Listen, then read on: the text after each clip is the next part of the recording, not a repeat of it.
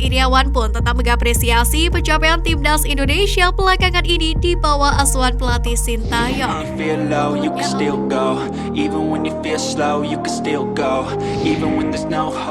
Timnas Indonesia lakukan manuver kilat Vietnam tanpa pergerakan.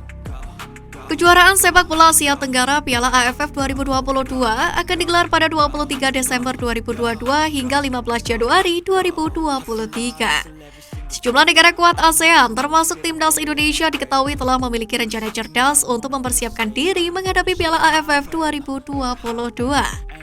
Saat ini Persatuan Sepak Bola Seluruh Indonesia tengah mendekati beberapa tim dengan peringkat FIFA jauh di atas Indonesia untuk melakukan pertandingan uji coba.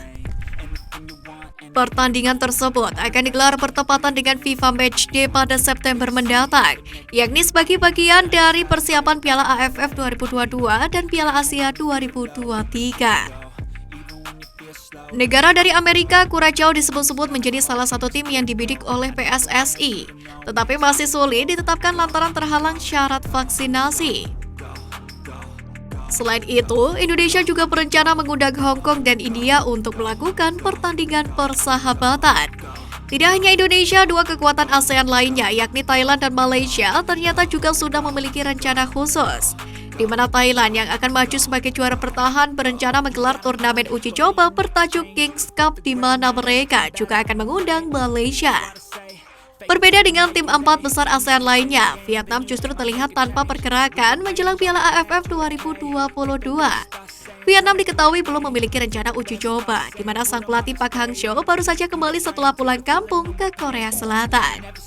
Namun melansir dari Tetao 24/7, Park Hang-seo dikabarkan baru bertemu dengan Federasi Sepak Bola Vietnam atau VFF untuk membahas rencana pertandingan persahabatan.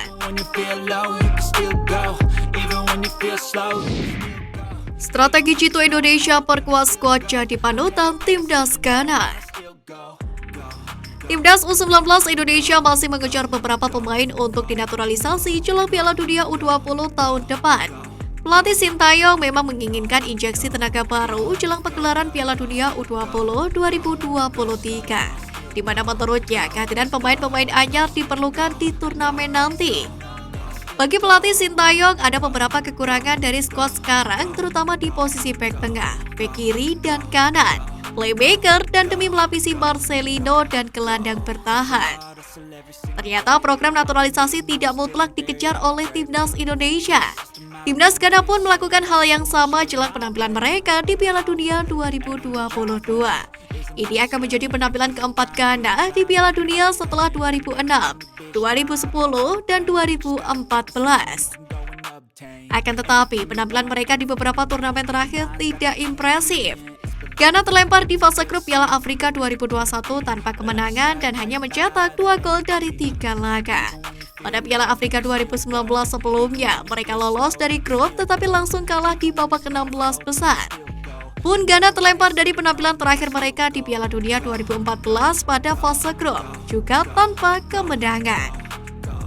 Oleh karena itu, tim pelatih Ghana yang dikepalai oleh pelatih Otto Addo dan penasihat teknis Chris Hughton pun mengejar beberapa nama beken di dunia sepak bola Eropa, yakni untuk memperkuat The Black Stars.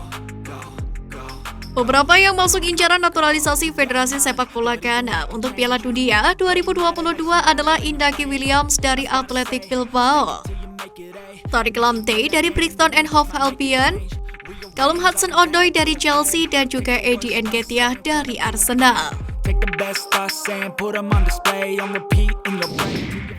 Timnas Indonesia belum bisa juara, Ketua PSSI tetap percaya pada proses. Ketua PSSI Muhammad Iriawan tetap percaya pada proses terkait pembinaan yang dilakukan di Timnas Indonesia, di mana pria yang akrab disapa Iwan Bule itu santai menanggapi kegagalan tim Garuda di semua kelompok umur sampai saat ini. Sejak PSSI dipimpin oleh Muhammad Iriawan pada November 2019, Timnas Indonesia di semua kelompok umur belum mampu meraih prestasi, di mana Timnas Garuda beberapa kali hampir menjadi juara pada turnamen yang diikuti. Sebut saja SEA Games 2019, di mana Timnas Indonesia meraih medali perak, atau Piala AFF 2020 yang meraih peringkat kedua, dan SEA Games 2021 yang meraih medali perunggu. Teranyar, Timnas Indonesia U19 gagal lolos ke semifinal Piala AFF U19 2022. Namun, ada sebuah prestasi membanggakan yang diraih Timnas Indonesia di bawah kepemimpinan Muhammad Iryawan, di mana untuk pertama kalinya dalam 15 tahun Timnas Merah Putih berhasil menembus Piala Asia 2023. Muhammad Iryawan pun tetap mengapresiasi pencapaian Timnas Indonesia belakangan ini di bawah asuhan pelatih Sintayong. Menurutnya, apa yang dipersembahkan para pemain sudah luar biasa karena punya persiapan yang tidak panjang semasa COVID-19. PSSI pun juga seakan semakin sejalan dengan rencana besar Sintayong yang mengedepankan proses membangun skuad Indonesia dari level yang paling bawah.